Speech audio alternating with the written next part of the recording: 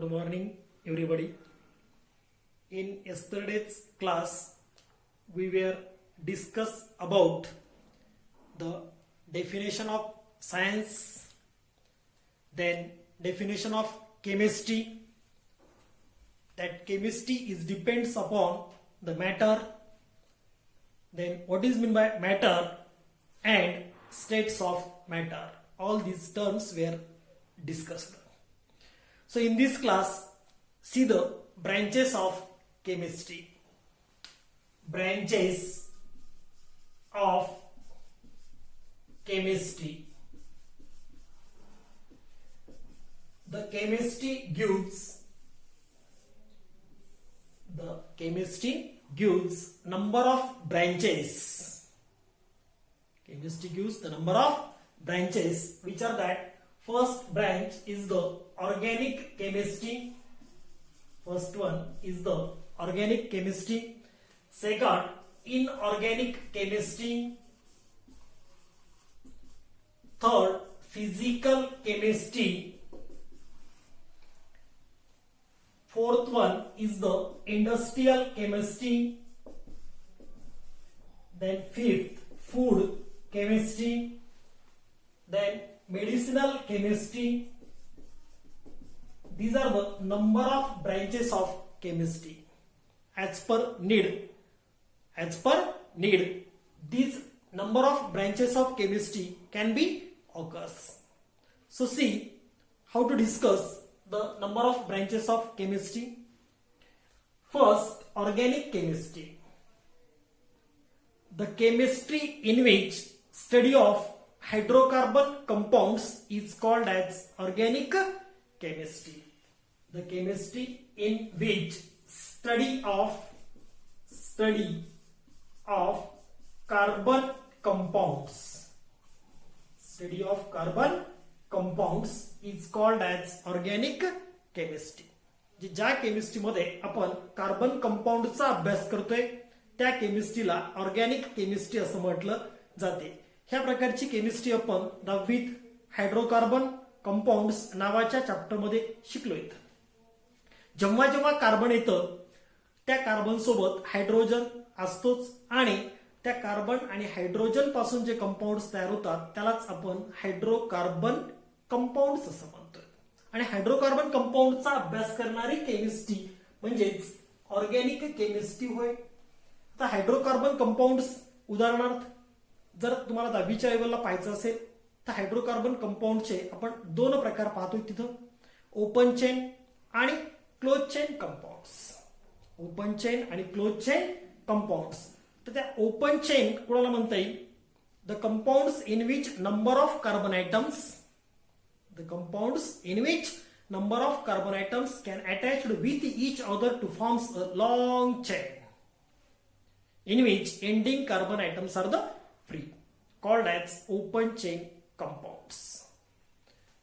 Instead, in that compounds, the number of carbon atoms likewise that can attach with each other to form the long chain. That is open chain. Next one is the closed chain compounds. What about the closed chain? The compounds in which ending carbon atoms are not free. Means what? These carbon atoms can link with each other to form the cycle that is called as closed chain compounds. For example, this carbon can link with this and this. So these three carbon atoms can link with each other to form the cycle called as closed chain compounds. So hydrocarbon compounds can consist of two, open chain and closed chain. These open chain compounds are also converted into saturated hydrocarbons and unsaturated hydrocarbons. What? Saturated and unsaturated.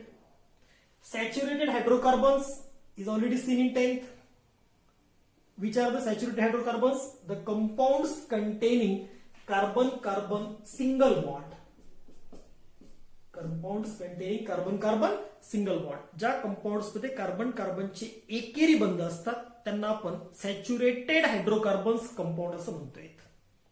Saturated hydrocarbon कंपाऊंडचं उदाहरण घ्यायचं झालं तर याच्यामध्ये सगळ्या प्रकारचे alkanes येतात. Alkanes तो methane असेल, ethane, propane, butane, pentane, may be असे सगळ्या प्रकारचे जे अल्केन्स असतील की ज्यामध्ये कार्बन कार्बनचे एकेरी बंध आहेत, ज्यांना आपण कार्बन कार्बन सिंगल बॉन्ड असं म्हणतो, हे सगळे अल्केन्स सॅच्युरेटेड हायड्रोकार्बन कंपाऊंड्स मध्ये येतात. अनसॅच्युरेटेड हायड्रोकार्बन कंपाऊंड्स कोणाला म्हणता येईल? The compounds containing carbon carbon double bond और कार्बन कार्बन ट्रिपल बॉन्ड. ज्या कंपाऊंड्स मध्ये कार्बन कार्बनचे दुहेरी किंवा कार्बन कार्बनचे तिहेरी बंध असतात, अशा कंपाऊंड्सला आपण अनसॅच्युरेटेड हायड्रोकार्बन कंपाऊंड्स असं म्हणतोय. या अनसॅच्युरेटेड मध्ये जर कार्बन कार्बनचे दुहेरी बंध असतील, कार्बन कार्बन डबल बॉन्ड, तर त्यांना आपण अल्किन्स असं म्हणतोय. त्यांना काय म्हणायचंय? अल्किन्स किंवा ओलिफिन्स. आणि कार्बन कार्बनचे तिहेरी बंध असतील तर त्यांना अल्काइन्स असं म्हणता येईल. त्यांना काय म्हणता येईल? अल्काइन्स. तर अशा पद्धतीचे जे कंपाऊंड्स आपण शिकतोय, जे की कार्बन आणि हायड्रोजन पासून बनलेले असतात, त्यांना हायड्रोकार्बन कंपाऊंड असं म्हटलं जाते. आणि हे हायड्रोकार्बन कंपाऊंड्स ज्या केमिस्ट्रीमध्ये शिकले जातात, त्या केमिस्ट्रीला ऑर्गॅनिक केमिस्ट्री असं म्हणायचंय. या ऑर्गॅनिक केमिस्ट्रीमध्ये आपल्याला वेगवेगळ्या प्रकारच्या रिएक्शन्स पाहिजे. याच्यामध्ये मुख्यतः how to prepare, how to converts या प्रकारचे क्वेश्चन्स विचारले जातात. मग ते तुमचे बोर्ड पॅटर्न असतील, तर हाऊ टू प्रिपेअर मध्ये 2-3 मार्काचे क्वेश्चन्स असतील, किंवा तुमची नीट असेल, जेडबलई असेल, या प्रकारमध्ये तुम्हाला वेगवेगळ्या प्रकारचे रिएजंट्स देऊन त्याच्यावर अटॅक करून हे कंपाऊंड शोधायचे असतात. ते अशा प्रकारची ही ऑर्गॅनिक केमिस्ट्री आहे. म्हणजे केमिस्ट्रीची पहिली ब्रँच झाली कोणती? ऑर्गॅनिक केमिस्ट्री, ज्यामध्ये कार्बन कार्बनच्या कंपाऊंडचा अभ्यास केला जातोय. यानंतर केमिस्ट्रीची दुसरी जी ब्रँच आहे तिचं नाव आहे इनऑर्गॅनिक केमिस्ट्री. बघू आपण आता इनऑर्गॅनिक केमिस्ट्री कोणत्या केमिस्ट्रीला म्हणता येईल? The chemistry in which study of compounds other than carbon. ज्या केमिस्ट्रीमध्ये कार्बन कंपाऊंडच्या व्यतिरिक्त कंपाऊंडचा अभ्यास केला जातोय, तिला इनऑर्गॅनिक केमिस्ट्री असं म्हणता येईल. The chemistry in which study of compounds other than carbon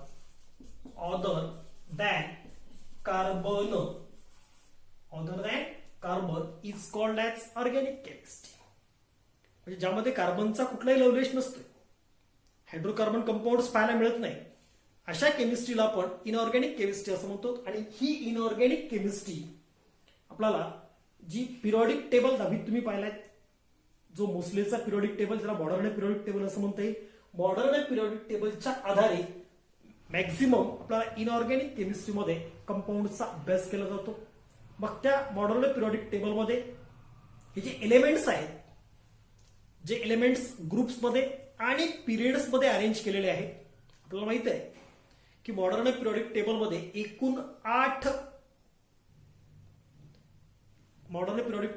एकूण 7 पिरियड्स आणि 18 गण आहेत. मॉडर्न पिरियॉडिक टेबलमध्ये 7 पिरियड्स आणि 18 ग्रुप्स आहेत. 7 पिरियड्स अँड 18 ग्रुप्स. मग याचा अभ्यास करत असताना पिरियड्स मध्ये या प्रॉपर्टीजचं नेमकं काय उघडतं, फ्रॉम लेफ्ट टू राईट. त्याचबरोबर ग्रुप्समध्ये टॉप टू बॉटम या प्रॉपर्टीचं नेमकं काय घडतं, ज्यांचा अभ्यास केला जातो, त्यांना आपण इनऑर्गॅनिक केमिस्ट्री असं म्हणू. म्हणजेच या प्रकारमध्ये आपल्याला कुठल्याही प्रकारचा कार्बन किंवा हायड्रोकार्बन कंपाऊंड्स पाहायला मिळणार नाही, तिला आपण इनऑर्गॅनिक केमिस्ट्री असं म्हणू.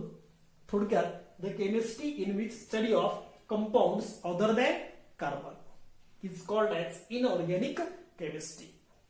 We know that periodic table is consist of S block elements, P block elements, D, F. How to divide these elements? These elements are divided depending upon their electronic configuration. Means what? The last electron goes to which cell? Depending upon that, we can consider as all these types of element, that may be S, P, D, F. So all these elements are studied in organic chemistry and shows the trend from left to right and down the groups. So that is the inorganic chemistry. Very simple. Next, third one is the physical chemistry. So physical chemistry means what? The chemistry in which the chemistry in which study of different laws. The chemistry in which study of different laws, that may be Faraday's laws, Newton laws, likewise that Einstein laws. The chemistry in which study of different laws and numericals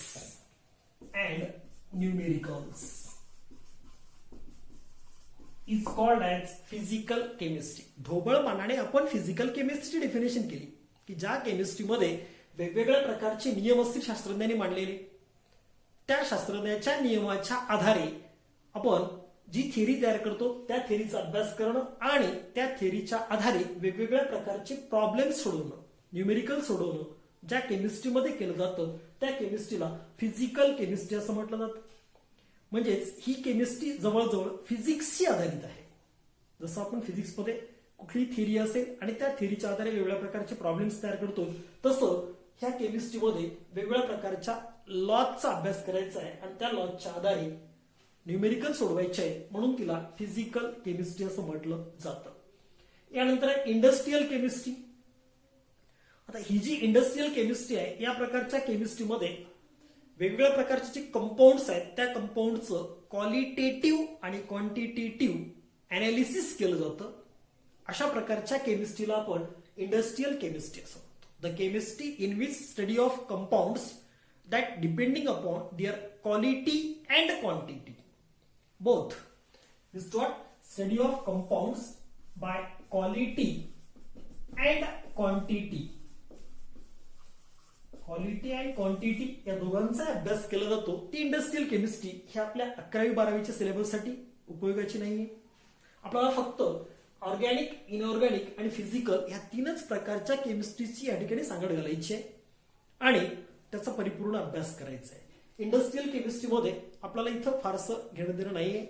त्यानंतर आहे food chemistry. फक्त एक केमिस्ट्रीची branch आहे म्हणून आपण शिकतोय. Food chemistry कोणाला म्हणता येईल? The chemistry in which study of food material, that is carbohydrates, fats, proteins, lipids, enzymes, vitamins. All this number of food can studied in the chemistry that is called as food chemistry. ज्या केमिस्ट्रीमध्ये सगळं carbohydrate असतील, proteins, fats, lipids यांचा अभ्यास करतोय आपण, तिला food chemistry असं म्हटलं जातं. हिचा पण आपल्या केमिस्ट्रीशी फारसा काही संबंध येत नाही. थोडंफार बायोकेमिस्ट्रीमध्ये किंवा बायोमॉलिक्युल्समध्ये आपल्याला याचा संदर्भ लागतोय. यानंतरची आहे मेडिसिनल केमिस्ट्री. मेडिसिनल केमिस्ट्री कोणाला म्हणता येईल? The chemistry in which study of different medicines.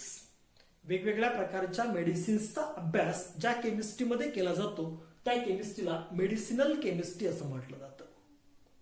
कोणाचा? वेगवेगळ्या प्रकारचे मेडिसिन्स आहेत. तर मेडिसिन्स कोणाला म्हणता येईल? Medicines, actually medicines the chemical substances which are used to cure and diagnosis disease called as medicines. ज्या रासायनिक पदार्थाच्या द्वारे कुठलेही आजार बरे केले जातात किंवा आजार उलगडण्याचं काम केलं जातं अशा प्रकारच्या सगळ्या रासायनिक पदार्थांना औषधं किंवा मेडिसिन्स असं म्हटलं जातं. What about the medicines? The chemical substances are used to cure disease and also for the diagnosis of disease called as medicines. In that chemistry, different medicines that may be analgesic, antiseptic, tranquilizers. So number of medicines can be studied in that medicinal chemistry. Depending upon that, chemistry in everyday life chapter can concentrate to the 11th science. या medicinal केमिस्ट्रीच्या आधारेच आपल्याला chemistry in everyday life हा chapter पुढे शिकायचा आहे. तर अशा प्रकारे ह्या केमिस्ट्रीच्या वेगवेगळ्या ब्रँचेस आहेत.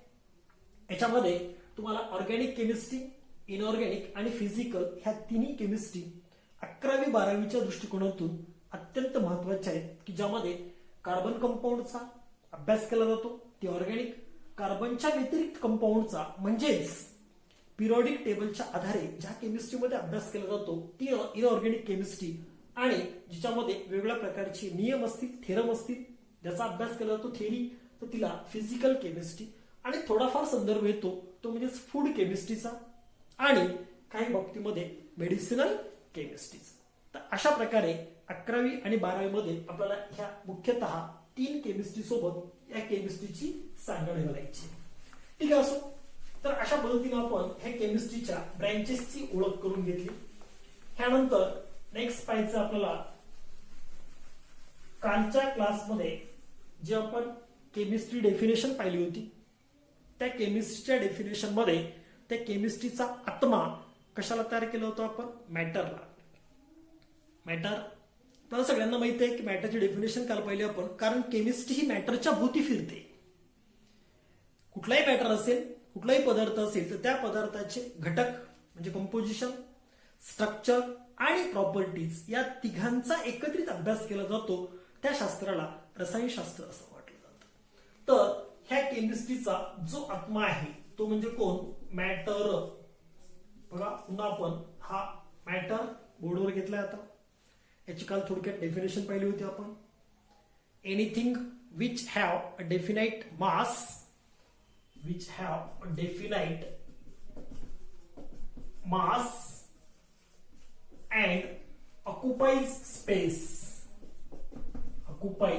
space is called as matter. For example of matter, see the example of matter. Suppose example of matter that is H2O. Very simple example is taken. आपण मॅटरचे वेगवेगळ्या प्रकारचे उदाहरण घेऊ शकताय. तुम्हाला जे वाटतात ते कितीतरी उदाहरण आहेत मॅटरचे, पण एक हलकं फुलकं उदाहरण घेतलं आपण वॉटर, ज्याला आपण जीवन असं म्हणून. पाणी, वनस्पती असतील, प्राणी असतील, हे पाण्याशिवाय जगू शकत नाहीत म्हणून त्या पाण्याला आपण जीवन असं म्हणतोय.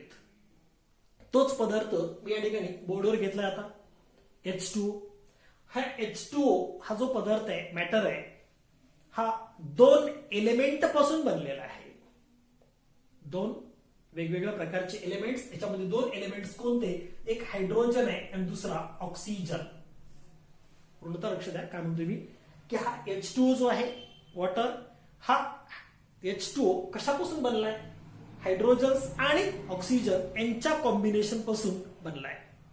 म्हणजेच आपल्याला थोडक्यात असं सांगते की कुठलाही पदार्थ असेल, कुठलाही मॅटर असेल तर तो मॅटर हा कशापासून बनलेला असतोय? एलिमेंट पासून बनलेला असतो. एलिमेंट्स, ज्याला मराठीमध्ये आपण मूल द्रव्य असं म्हणतो. मराठीमध्ये काय म्हणता येईल त्याला? मूल द्रव्य. कोणताही पदार्थ मूलद्रव्याच्या एकत्रीकरणातून तयार झालेला असतो. हा जो पदार्थ म्हणलो होतो आपण याला द्रव्य असं म्हणता येईल. द्रव्य, मॅटर म्हणजे द्रव्य. हा जो मॅटर आहे तो मॅटर कशापासून बनलेला आहे? एलिमेंट्स पासून. एलिमेंट्स, तर जसं उदाहरण पाहिलं आपण H2O मध्ये 2 हायड्रोजन आणि 1 ऑक्सिजन, 2 हायड्रोजन आणि 1 ऑक्सिजन यांचं 2:1 हा रेशो घेऊन आपण वॉटर तयार केलेलं आहे. अशा पद्धतीने वेगवेगळ्या प्रकारचे कंपाऊंड्स एकत्रित करून पदार्थ तयार केले जातात, ज्यांना आपण द्रव्य असं म्हणून. आणि त्या द्रव्याचं मूळ कोण असेल तर तो मूलद्रव्य, ज्याला एलिमेंट असं म्हणता येईल. पहा आपण आत्मा घेतला त्याचा मॅटर. हा मॅटर कशापासून तयार होतोय हे पाहायचंय. तर तो मॅटर तयार झालेला आहे एलिमेंट पासून. एलिमेंट्स. मॅटरला एक तर आपण पदार्थ किंवा द्रव्य असं नाव दिलं आणि हा जो एलिमेंट्स आहे याला मूल द्रव्य असं म्हणता येईल. मूल द्रव्य, द्रव्याचं मूळ. याचा अर्थ काय की कुठलाही द्रव्य तयार करण्यासाठी त्याच्या मुळाशी ज्याची गरज असते तो म्हणजे मूलद्रव्य. जसं उदाहरणात पाहिले तर आपण वेगवेगळ्या प्रकारचे मूलद्रव्य आहेत. Hydrogen, helium, lithium, beryllium, boron, carbon, हे तुम्ही अभ्यास केलेला आहे. असे जे आवर्त सारणीमध्ये वेगवेगळ्या प्रकारची मूलद्रव्ये जी आहेत या सगळ्या मूलद्रव्याचं एका स्पेसिफिक रेशोनं जेव्हा एकत्रीकरण केलं जातं त्या एकत्रीकरणातून ह्या द्रव्याची म्हणजेच पदार्थाची निर्मिती केली जाते. याचाच अर्थ या द्रव्याच्या मुळाशी जे आहे त्याला आपण मूलद्रव्य असं म्हणलो, कारण मूलद्रव्याशिवाय कुठलाही पदार्थ तयार केला जाणार नाही. मग आपल्याला जसं ह्या मॅटरची डेफिनेशन पाहिली तसं आता ह्या मूलद्रव्याची डेफिनेशन पाहिजे. मूलद्रव्य म्हणजे काय? The substance which cannot break down or the substance which cannot broken by simple chemical methods is called as element. What? The substance म्हणजे matter, the substance cannot broken by simple chemical methods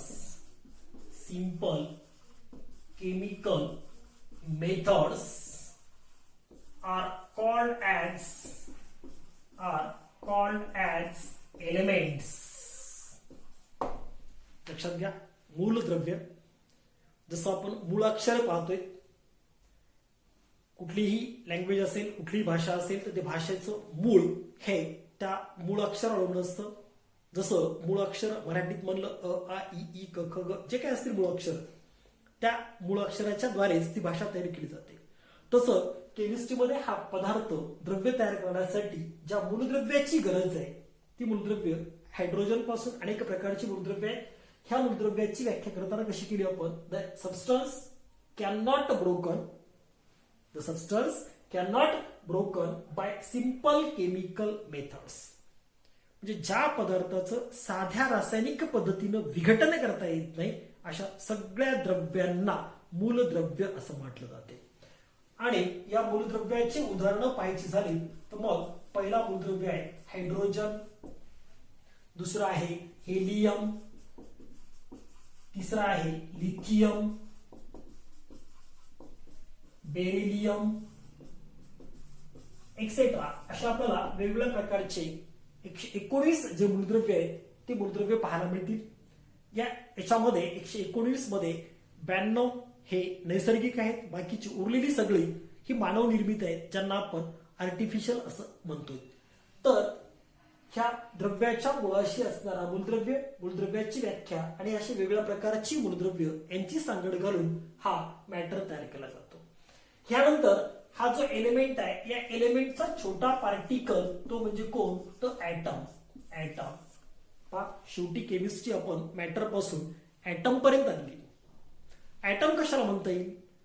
atom म्हणजे नेमकं काय, ज्याला मराठीमध्ये आपण अणु असं म्हणतो. म्हणजे मूलद्रव्याचा लहानात लहान कण जे आपण उघड्या डोळ्यांनी पाहू शकत नाही अशा कणाला अणु असं म्हणता येईल. ह्या अणूची व्याख्या काय सांगता येईल? The smallest particle of element is called as atom. ठीक आहे, अशा पद्धतीनं पहा आपण पदार्थ म्हणजे द्रव्य, त्याचं मूळ असं मूलद्रव्य, यानंतर आपण ऍटम पर्यंत आलो. उद्याच्या क्लासमध्ये आपल्याला हा ऍटम नेमका, याची अंतररचना, बाह्यरचना, याच्यामध्ये असणारे वेगवेगळ्या प्रकारचे पार्टिकल्स हे आपल्याला शिकायचे. ठीक आहे, असो तर इथं आपण आज थांबू. Okay, thank you.